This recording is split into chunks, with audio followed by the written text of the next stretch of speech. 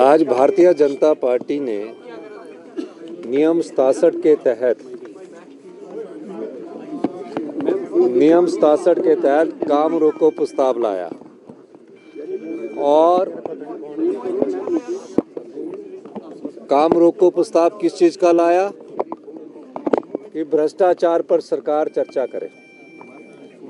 ये विडंबना ही है कि भ्रष्टाचार की चर्चा के समय भारतीय जनता पार्टी के विपक्ष के नेता जयराम ठाकुर जी आज सदन में उपस्थित ही नहीं थे और सदन में उपस्थित नहीं थे तो जो भारतीय जनता पार्टी 5 गुटों में बटी है, मैं चाहता था कि जयराम ठाकुर जी सदन में उपस्थित होते, क्योंकि जो भ्रष्टाचार के मुद्दे पर बात कर रहे थे वो मुद्दा नहीं है। ये एक आरोप लगाने की प्रक्रिया में कौन आगे आना चाहता वो है।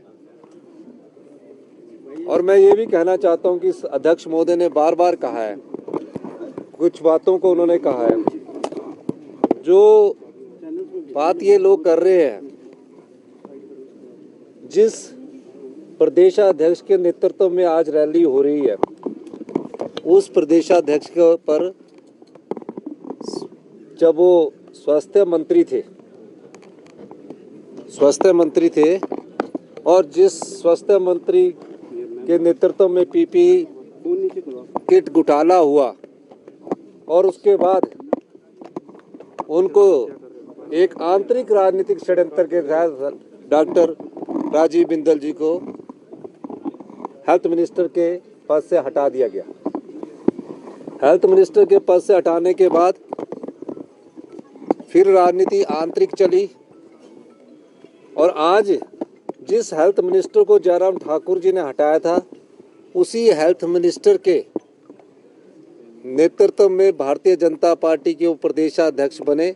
आज उनके नेतृत्व में वो भ्रष्टाचार जन आक्रोश रैली कर रहे हैं।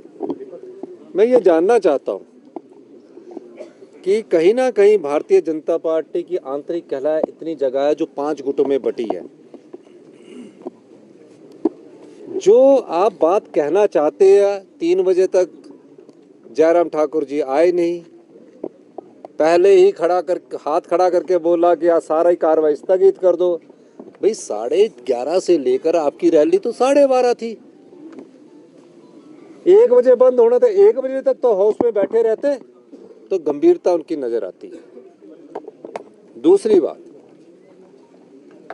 क्योंकि बीजेपी में पहली बार ऐसे देखने को मिला है और ये बड़ी विडंबना है इतिहास की कि बीजेपी के विधायक जो है वो कोई भ्रष्टाचार की बात नहीं कर रहे हैं। ये खरीद लिया, वो खरीद लिया, इस जगह को इतने में खरीदा, इस जगह को इतने में खरीदा। तो फिर आप बताइए कि भ्रष्टाचार हुआ कहाँ? इसलिए नहीं वो सिर्फ भ्रष्टाचार के शब्द को लाना चाहते हैं। भ्रष्टाचार का शब्द हुआ, उन्होंने कहा, सोचा कि नियम 67 के तहत सरकार स्वीकार नहीं करेगी और हम वॉकआउट करके रैली में चले जाएंगे। मैं तो खुद कई दिनों से कह रहा था, पिछले कल की भी मेरी न्यूज़ देख लेना, कि मैं चाहता हूं कि भ्रष्टाचार के मुद्दे पर ये सरकार चर्चा करे। और जैसे ही हमने स्वीकार किया तो फैक्ट्स कुछ नहीं थे। जंगल कट रहे हैं, माइनिंग हो रही है, ये हो रहा है। ये तो आप गवर्नर एड्रेस को संबोधित कर रहे हैं। फैक्ट्स हम लाएंगे कल, और जो भी भ्रष्टाचार में लिप्त व्यक्ति होंगे, जिनके खिलाफ साक्ष्य होंगे, हमारी सरकार ऐसे लोगों के खिलाफ सख्त कार्रवाई करेगी। दूसरी बात, राजनीतिक जीवन में आरोप प्रत्यारोप चलते रहते हैं, लेकिन ऐसी बीजेपी की दुर्दशा मैंने पहले कभी नहीं देखी, ऐसी गंभीरता मैंने पहले भी नहीं कभी देखी। जुम्मा 28 चुनकर आए हैं, 14 ही बैठे थे, भ्रष्टाचार पर चर्चा हो रही, 14 विधायक कहाँ थे? और मुझे पता है कि जब मैं ऐसी बात करूंगा तो कल 28 के 28 आएंगे, और मुझे पता है कि मेरे रिप्लाई से पहले ही वो वॉकआउट भी कर जाएंगे। तो वॉकआउट जब रिप्लाई देते हैं ना तो विपक्ष बैठा रहे तो स्वाद आता है, जब वॉकआउट कर देंगे तो थोड़ा सा बोलने में भी तो अच्छा नहीं लगता है। मेरा इनसे अनुरोध है, सभी भारतीय जनता पार्टी के नेताओं से, मैं जानता हूं कि हाईकमांड का इन पर बहुत प्रेशर है, बहुत दबाव है। हर एक 5 गुटों में बिंदल जी के गुट के आज अपनी रैली की, जयराम जी का अलग गुट है, अनुराग ठाकुर जी का अलग गुट है। अनुराग ठाकुर जी के सभी समर्थकों के खिलाफ वो चार्जशीट लेकर आए हुए हैं। अनुराग ठाकुर के जितने भी समर्थक हैं, जिस HRTC की जगह की बात करो, तीनों अनुराग ठाकुर के समर्थक हैं। रविंदर रवि जी के समर्थक हैं, अब इनके रविंदर और सारे भारतीय जनता पार्टी के हैं। जो सुरेश जी ने बात कही आपके सामने, 9 साल पहले HRTC की जगह जिसको बोल रहे हैं उसके भी तथ्य ढंग से नहीं प्रस्तुत कर सके। सवाल ये पैदा होता है कि भ्रष्टाचार हुआ कहाँ है? भ्रष्टाचार इनके कार्यकाल में हुआ है। फिर बेचारे हमारे जयराम जी परेशानी में हैं, परेशानी में उठकर हर बार बात करते हैं। मैं उनकी परेशानी समझता हूँ, क्योंकि मैं 35 साल संघर्ष करके निकला हूँ, तो मुझे परेशानी का पता है। मैं ये भी कह सकता हूँ, जब कुर्सी की लड़ाई होती है तो ना बिंदल जी को बुरा मानना चाहिए, ना जयराम जी को बुरा मानना चाहिए। मैं तो कई बार कुर्सी से हटा हूँ, तो जब कुर्सी से हटते हैं उस समय की तड़फन ऐसी होती है कि अपनी कुर्सी कैसे बचाई जाए। और मैं हाई कमांड को कैसे बताऊं कि आज सबसे ज़्यादा जोर से मैं मिला। अब जब जिसने भ्रष्टाचार का प्रस्ताव रखा वो सुरेश जी ने आपको अच्छी बात बताई ना, अब वो दूसरा विधायक बोलता है कौन है, मैं बिलासपुर का, मैं नहीं हूँ। ये तो हाल इन बेचारों के।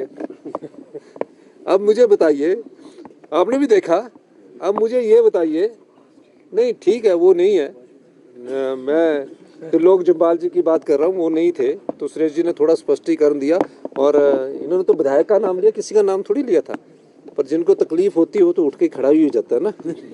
तो इसलिए मैं ये कहना चाहता हूँ कि ये पहली बार हिमाचल प्रदेश के इतिहास में हुआ, पहली बार हिमाचल प्रदेश के इतिहास में हुआ। चर्चा वो ला रहे हैं, स्वीकार हम कर रहे हैं, और भाग वो रहे हैं, बैठे हुए हम हैं। ये भी पहली बात है। और कह रहे हैं कि हम, ये तो हमारी स्वीपिंग स्टेटमेंट है, डॉक्यूमेंट नहीं है, ये कागज में मैंने साइन कर दिए। वो कागज तो कोई भी RTI से ले सकता भाई। तो ये चीज मुझे विपक्ष की दुर्दशा देखकर बड़ा दुख भी हो रहा है। लेकिन मैं समझता हूँ संभावना जो मुझे, आपको भी 2 महीने में नजर आ जाएगी संभावना।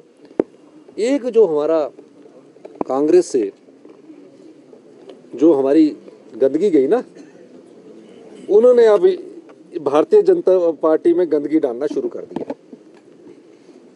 अब भारतीय जनता पार्टी में जो गंदगी डालनी शुरू की, अब उनसे ये पूछो, वो उनको चला रहे हैं, ये नहीं चलना चाह रहे बेचारे। ये तो जानते हैं कि यार ठीक है, हिमाचल की जनता ने दोबारा से कांग्रेस की सरकार को मैंडेट दिया, 34 से 40 पहुंच गए।